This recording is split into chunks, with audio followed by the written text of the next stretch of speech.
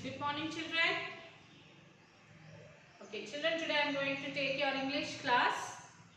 Okay, class 10th English, Unit 2, The Dear Departed, second part. Okay, children, this is second part. Last part we have completed in last class. So today the second part. So what happened in the first part, children?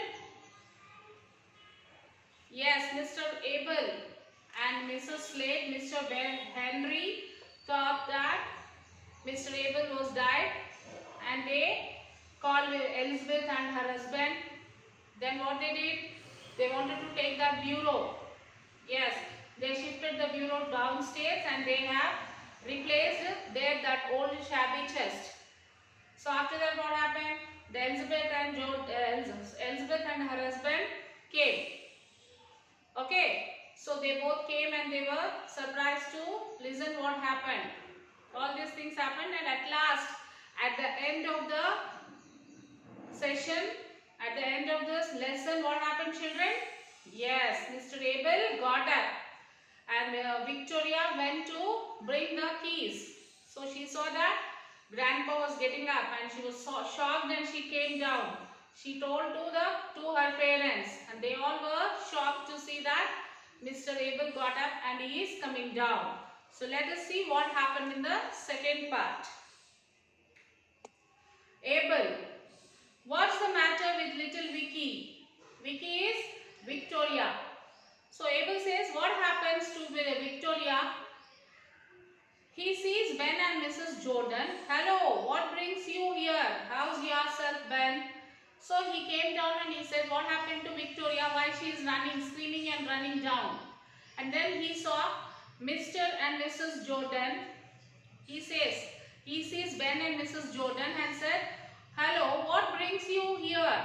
What happened? Why did you come here? He asked, what brings you?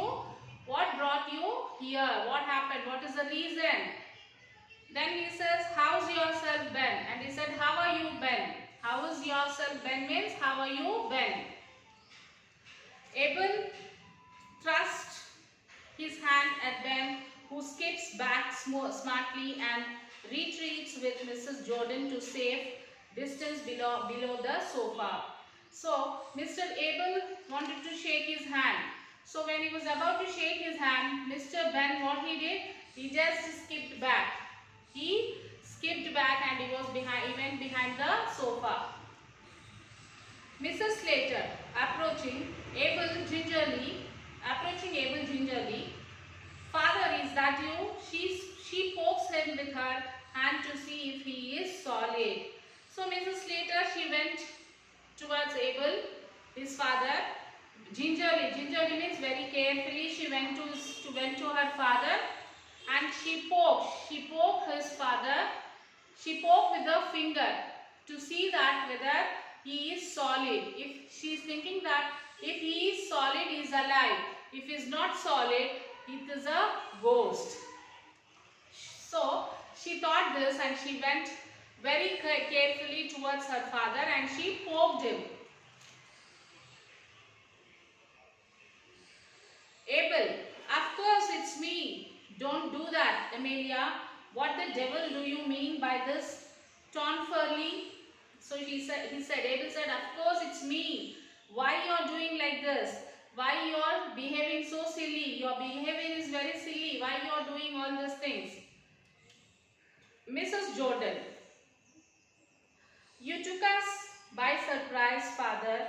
Are you keeping quite well? So she said, you took us by surprising, and she's asking, are you well? Are you well? Mrs. Jordan, Abel, trying to catch the words, what? So he said, what? What happened to me? Mrs. Jordan, are you quite well? Are you well? Abel, hey, I'm right enough, but for a bit of headache. He said, I'm all right. A little bit of headache I have. Looking at Amelia, what the dickness did I do with my new slippers? So she said, Abel said, "What have you done with my new slippers?" Mrs. Slater, confused, "Aren't they by the hurt, father?" Abel, "I don't see them." Observing Henry trying to remove the slippers, "Why, you have got them on Henry." So he was asking about the slippers. Abel, she said, "Oh, it might be there only in your room. Have you not find the slippers in your room, father?" She said. So he said, "No, no, I didn't find my slippers in my room." So when these two are discussing, Henry was removing the slippers. Henry was removing the slippers, and Abel saw this when Henry is removing the slippers.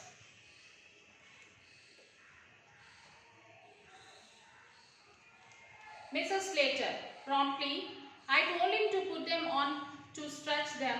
They were that new and hard. Now, Henry." So Mrs. Slater said, "Yes, yes, father.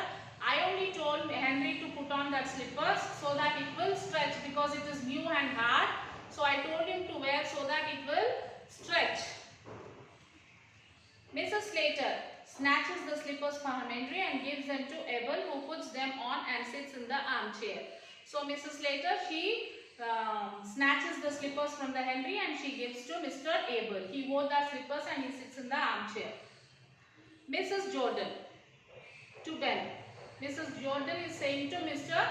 Ben, "Well, I don't call that delicate. Stepping into a dead man's shoes is such haste." She says that, "I don't think that it is a good thing that you have worn a dead man's slippers." Victoria runs across to Abel and sits on the floor at his feet. So Victoria comes to Mr. Abel and she sits on the floor. Victoria, "Oh grandpa, I am so glad you are not dead." So Victoria said, "Oh grandpa, I am very glad. I am so glad that you are not dead." Mrs. Slater, in a vindictive whisper, harsh whisper, "Hold your tongue, Victoria." She said, "Hold your tongue, Victoria. What you are talking?" Abel, "Hey, what's that? Who's gone dead?" Abel said, "What happened? Who died?"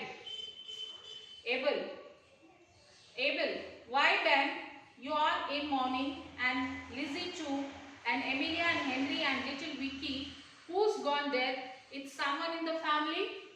Now Abel said, "What happened, Mr.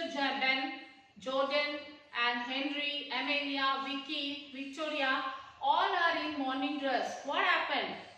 Is anyone died in our family?" He chuckles.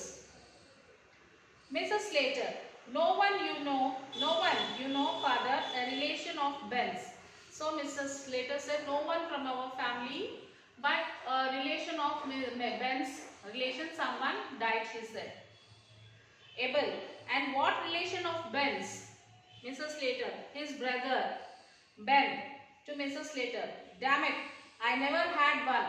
So Mr. Ben said, "Damn it, I don't have any brother," he said. Abel, dear, and what was his name, Ben?" Abel said, okay, leave it. "And what was your brother name?" he asked. Ben, at a loss, he crosses the front of the table. Mrs. Slater, right side of table, prompting, "Frederick," she said, "Frederick." Mrs. Jordan, left side of table, prompting, "Albert." Ben, "Alfred Alba Azak." So Mrs. Slater said, "Frederick." Mrs. Jordan said, Albert. And Ben said, "Alfred Albazar." So all are saying different names. Abel, "Isaac." "And where did your brother Isaac die?" Abel said, "Isaac. And where did he die?" Ben, in Australia." Abel, "Well, I suppose you have only been waiting for me to begin tea. I am feeling hungry." Then Abel said, okay, I think you all are waiting for me. I am feeling hungry, let us have tea," he said. Mrs. Slater, taking up the kettle, "I'll make tea." Abel, "Come along, now sit you down and let's be jolly." Abel sits at the head of the table facing spectators. So come on, let us sit. We'll enjoy, we'll be jolly now. And he was sitting and he was looking at the spectators who are around him. Abel sits at the head of the table. Okay. Next, Abel, suddenly recollecting, hey Amelia and Henry, what the devil did you mean by shifting my bureau out of my bedroom? They were sitting and talking. Suddenly he saw the bureau and said, hey Amelia and Henry, why did you brought my bureau down? Henry and Mrs. Slater are speechless. They are speechless. They are not able to say anything. Do you hear me, Henry and Amelia? So he said, do you hear me? Mr. Jordan, what bureau was that, Father? Mrs. Jordan said, what bureau, Father? She said. Abel, why? My bureau, the one I brought. He said, why? My bureau which I brought. Mrs. Jordan, pointing to the bureau, was it the one, Father? She was pointing the bureau and she was saying, was it, Father? Abel, that's it. What's it doing there? So his father said, yes, that was the bureau which I bought. And what the bureau is doing here? A pause. The clock on the mantelpiece strikes 6. Everyone looks at it. Drat me if that isn't my clock too. What the devils mean going on this house? So all were discussing. Suddenly the clock on the mantelpiece strikes 6. Chung, they heard the sound. Suddenly they all looked at the clock and he said, what's going on in this house? Abel said, what's going on in this house? My bureau is down, my clock is here. What happened? A slight pause. Then, well, I'll be hanged. Mrs. Jordan, raising. I'll tell you what's been going on in this house, Father. Nothing short of robbery. She said, Mrs. Jordan said, I'll tell you what's happening to your dad in this house. Mrs. Slater, be quiet, Elizabeth. Mrs. Jordan, I'll not be quiet. Oh, I call it double-faced. She said, I won't be quiet. I will not be quiet. You are playing a double game. You have a double face. In front of father, you are acting like something, and behind him, you are acting somewhat. Henry, now, Elizabeth, Mrs. Jordan, and you too. Are you such a poor creature that you must do every dirty thing she tells you? And Jordan says to Henry, and you are such a bad person that whatever she is saying and you are doing. Abel, rising, thumbing the table. Damn it all. Will someone tell me what's been going on? Abel got angry and he said, damn it. Will someone tell me what's going on here? Mrs. Jordan, yes, I will. I'll not see you robbed. She said, yes, Father, I will tell you. I will not keep quiet that someone is robbing you. Abel, who's been robbing me?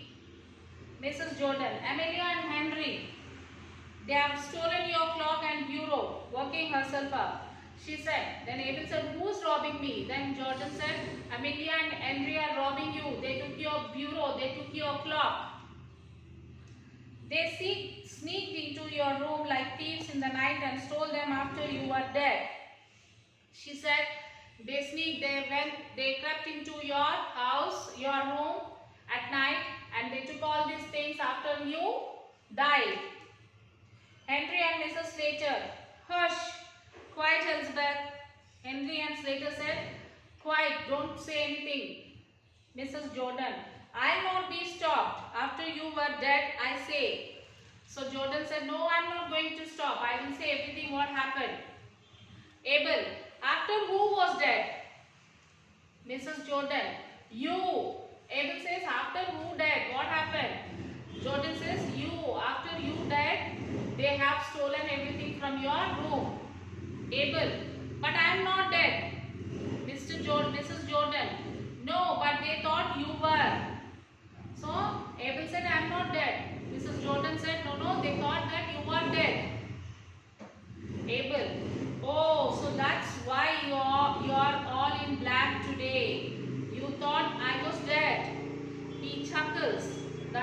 big mistake. He sits and resumes his tea.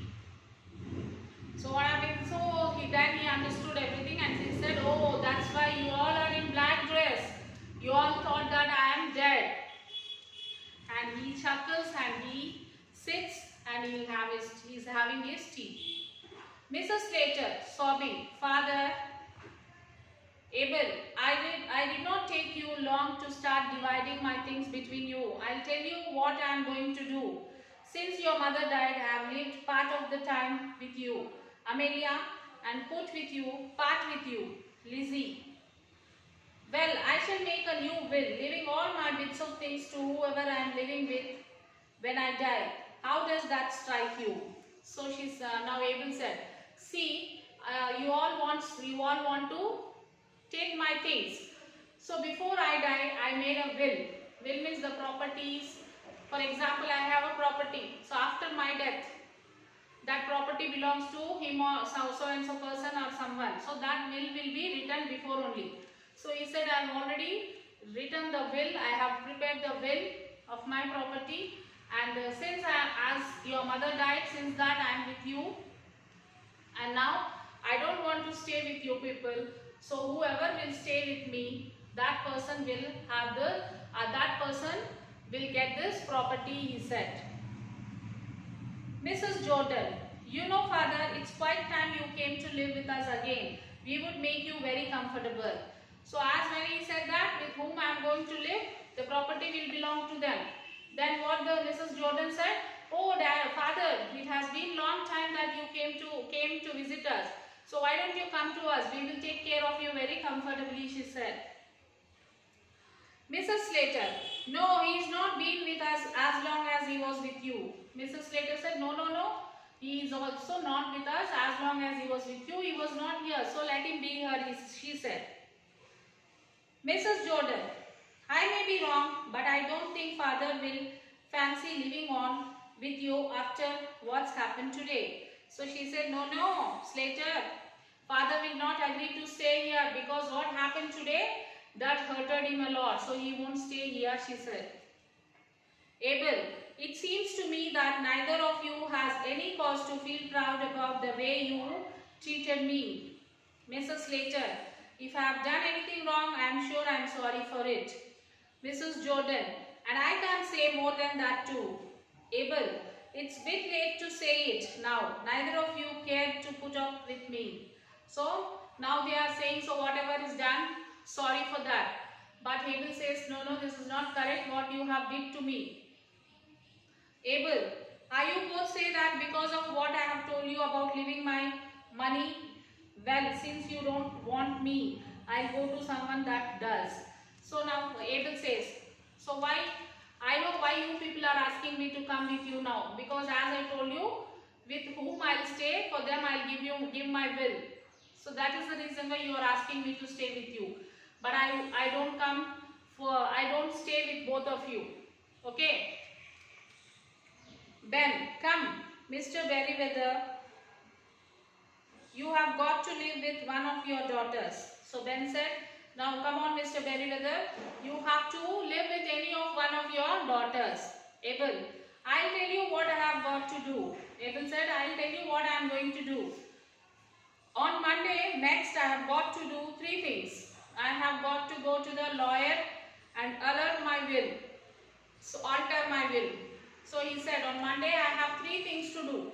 First thing, I go to the lawyer and I change the will. I will change the will because already he has prepared the will. So now he want to change that will.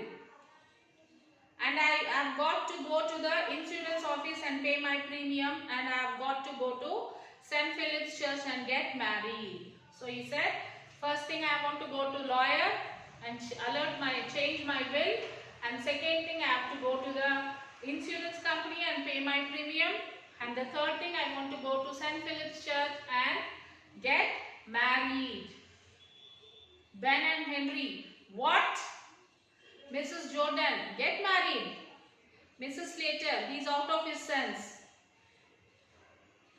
Abel, I say I'm going to get married.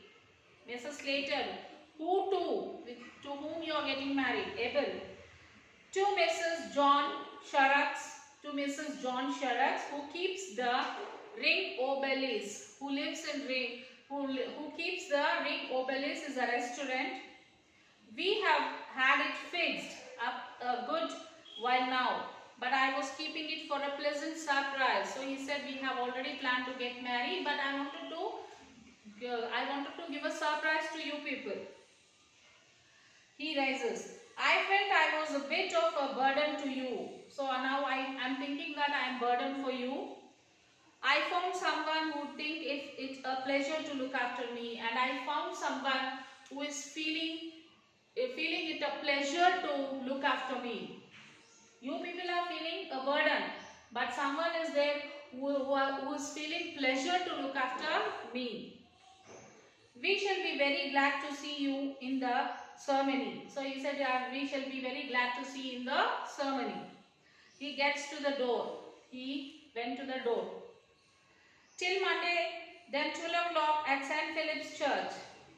Opening the door. He said, okay, we'll meet on Monday afternoon at 12 o'clock in St. Philip's Church. Opening the door. It's good thing you brought that bureau downstairs, Amelia. And also he went near the door and he opened the door and said, it's very good thing you brought down the bureau, Amelia. It will be handier to carry it across the Ringo Bella on Monday. He goes out. And he said, you have done very good job that you brought this bureau down, because it will be easier for me to carry this bureau to the Ringo Belly. That is a restaurant where his wife looking after that. So he said that it's very good thing you have done to by bringing that bureau down. He opens the door and he goes away. So this is what about the story. The dear departed. Okay, children. So after this, you will write the glossary of this lesson.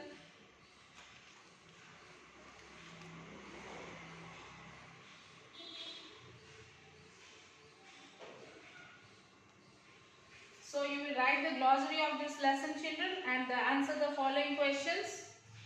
And then arrange the following sentence in sequence that a continuous narrating of the story of the dear departed could be made. So in bit 2, there is a sentence which is up and down. According to the lesson, you have to arrange in order. You have to arrange that in order. Next, here is a list of traits of a personality. Tick the traits that describe Mrs. Slater's character. So here is some words. You have to describe Mrs. Slate's character, whether she is greedy, whether she is honest. These all you have to tick. The following are the features of one act play. Which of the following characters does the play The Dear Departed have justified? So this is minimal character, one act with one or more limited time, single setting or unity of place, focus on one incident, twist ending. Which type of play is this? Next is vocabulary. Compound adjectives.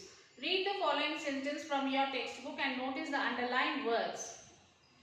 Henry and Mrs. Slater staggered in with a pretty old-fashioned bureau. This is the compound adjective. Compound words means what, children? Yes, in two words will be there in one word. For example, timetable. Two words. Time is one word, table is one word. It made one word, timetable. So these are the compound. This is compound word. Here you have to find out the compound adjectives. Mrs. Slater rose briefly at the length in a business-like tone. His bright eyes twinkled under his heavy reddish grey eyebrows.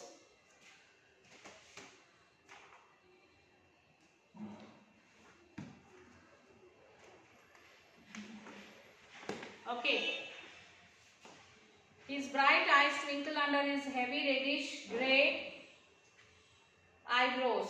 I'll not be quiet. Oh, I'll call it double-faced behavior. The underlined words in the above 4 sentences are compound adjectives in hyphenated form, a compound adjective is an adjective that comprises more than one word. Hyperthenes are used to link the words together to show that they constitute one adjective. Here some of the words I'll give you, like clear, last. In list B, some words are given: clear, last, new, sun, cold, head, for blood, curly, day, well start, half read, 5 day. So you have to make the compound adjective. How do you make the compound adjective? Is clear, clear. In list A, clear is there.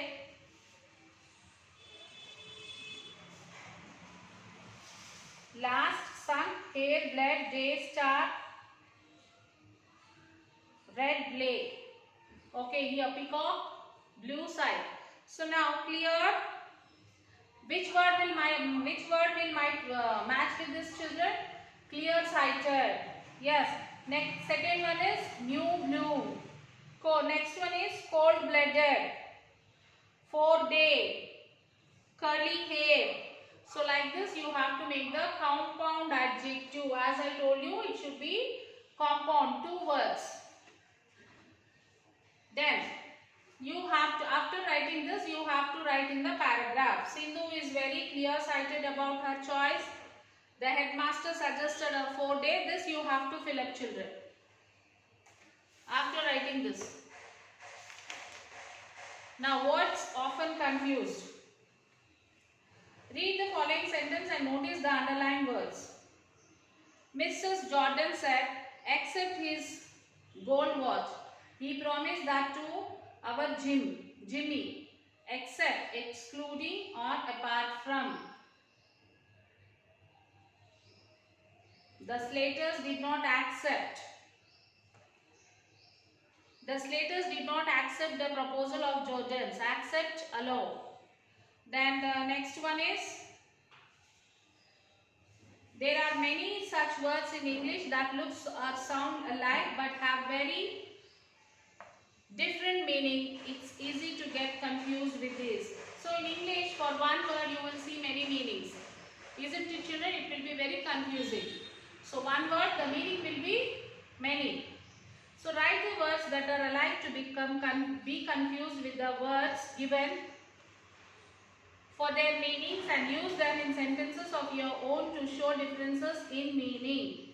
So here, altar, then gate, principal, canvas, check, ceiling, compliment, stationery, already, advice. Altar, that can be written as A-L-T-A-R, altar. Gate, G-A-T, gate is there. One more, G-A-T-E, gate we can write. And then next one is check, C-H-E-C-K. Check means what? If anyone, for example, I have written timetable, let me check this. Okay. And one more check is when we go to bank, we give a check. C-H-E-Q-U-E, check. Next one, compliment. Compliment. Compliment, and the other meaning of that is compliment. C-O-M-P-L-I-M-E-N-T, compliment. Then already, already. Already. For example, if you are going anywhere, we'll ask whether all have been ready. All are ready. All are ready. We'll say all ready. And one more is already. He is there.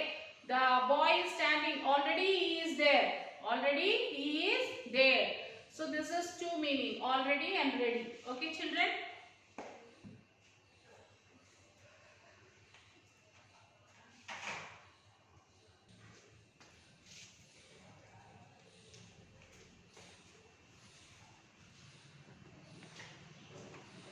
Okay, so this is the rest of the words you will do, children. And next is editing. Read the following paragraph.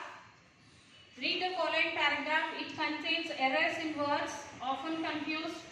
Correct them and rewrite the paragraph, replacing them one with the right words. So here, children, there is a paragraph given. In this paragraph, there is some errors, some mistakes. You have to find out that, and you have to find out the mistake and write the correct word. For example,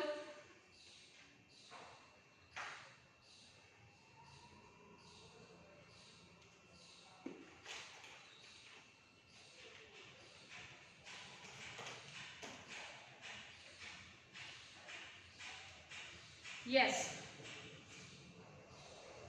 it was one of those October days. So days, D-A-Z-E. What is that, children? D-A-Y-S, days. Okay. It was one of the October days when it was a pleasure to alive.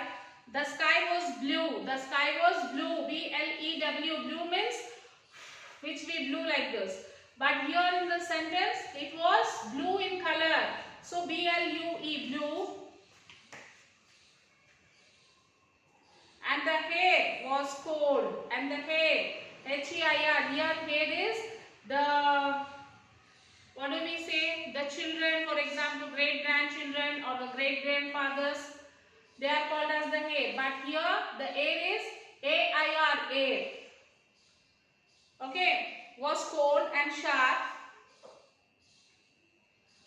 with a scent of wet earth, with a scent, C-E-N-T, scent means, the C-E-N-T scent is 1 centimeter, 2 centimeters, that scent. But here the scent means smell, S-C-E-N-T, scent. Okay, so like this you will have to find out the errors and write it in a with a correct word. Okay, children. And the next one is idiomatic expressions. Here is a list of items and the idiomatic expressions used in the play The Dead Departed. Guess their meanings. They looked them up in a dictionary. Note their meanings and note down their meanings and use them in your sentence. Get one's way. So here, get one's way. Get or do what one words often in spite of composition. Example, he always get his own way in the end. Second one is for ages. What is the meaning of for ages? Long period. So you have to search this in a dictionary. Search the meaning of this words in the dictionary, and with the help of that meaning you will make one sentence. Okay, children? For example, long period, for ages. For ages, the meaning is long period, for a long period. So the sentence you can make like this. She has not seen her sister for ages as she lives abroad. Okay, children? So you will see the meaning and then you will make the sentence with the word which is given in the textbook. Next one, read the following sentence from the play and notice the underlined words. She'll come fast enough after her share of what her father has left.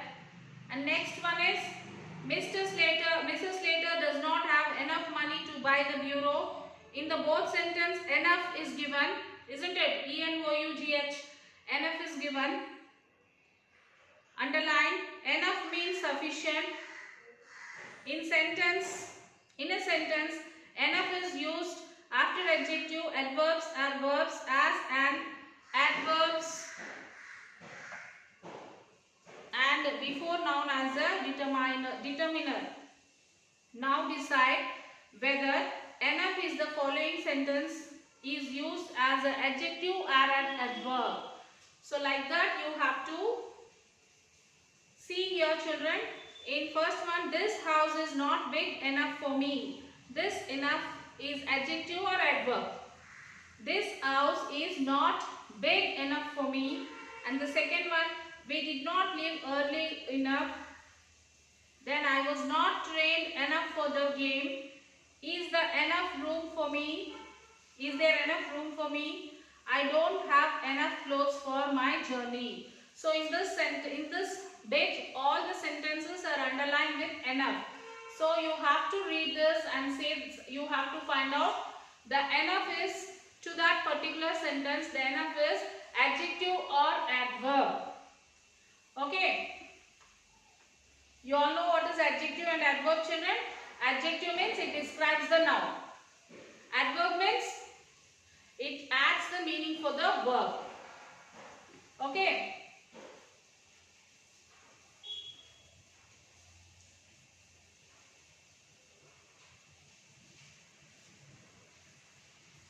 So here, this house is not big enough for me. This house is not enough big for me. In this, enough is used as adverb. Enough for me. Big is adverb, isn't it? So enough is adding a meaning for the big. So it is adverb. And one more adjective I will tell you. Is there enough room for me? Is there enough room for me? Enough is used as an adjective here. Room is a noun. Enough room. Giving adjective, giving the meaning for the noun. So it is adjective. Okay. So like this you have to find out whether this enough is adjective or adverb. Then complete the following sentence using enough, not enough and or of words given in the list below. Harish wants to be a great wrestler but he is dash. Some words are given. You can either use these words or you can use enough or not enough. With this also you can use. First one is Harish wants to be a great wrestler but he is dash. But he is not strong enough. But he is not strong enough. Second one. I want to sit and watch TV but I just don't have. So the answer is I want to sit and watch TV but I just don't have enough time. Okay children, in this way you will do this bit. After that we generally use articles a and the. A and the. Before common nouns, but in some cases articles are not used before them. Read the following sentences from the play The Deer Departed and notice the underlined common nouns. He went out soon after breakfast to pay his insurance. Breakfast and what would finish dinner. So dinner is underlined. In the above main sentences, the underlined common nouns breakfast and dinner refer to the names of meals and food. In primary and general sense, we don't use articles before the words that refer to the names of meals and food. That is breakfast, dinner, lunch, supper, pizza, fish, fry, and omelette. So generally we won't use these articles in front of the food items. Okay. So the following are the cases where the is not used in the primary sense. In the special or particular sense, the is used before them. Before proper nouns, Rama, Sita, Mohan, Ramya, India, Ongole, Gandhi, Nagar, etc. Before abstract nouns. So study these all children. Then again editing. Next one is editing. He went out soon after breakfast to pay his insurance. And when, okay, this bit is finished. Rewrite the following paragraph inserting a and the needed. So here what you have to do children, you have to insert a and the in the passage and rewrite it again. For example, I'll tell you the a bit, little bit I'll tell you. A horse knows when he is going to the race. How does he know? His breakfast was scanty. He is angry about that. He does not have a saddle on his back. He is being led not ridden to the grandstand. He is led under the grandstand into an unusual. So in this way you have to insert the articles a and the. Okay. Next one, fill in the blanks with the right words given in the brackets against each blanks. So there a and the again it is given. Read the paragraph and write it with the correct suitable word. So these all you will do this, children. These all grammar work. If you read the headings of this and do the work.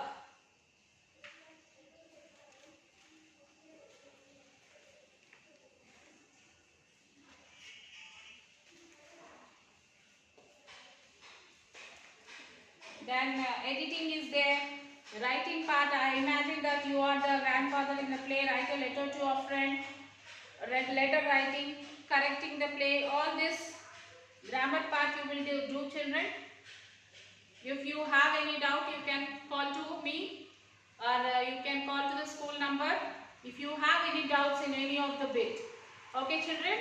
So till that, do the work and send the homework to the mail through the mail ID to the school mail. That is myschoolmyhomework@gmail.com. So if you have any doubt in this grammar, you can call me, children. Call to the school number. Okay. Thank you, children. Bye. Take care.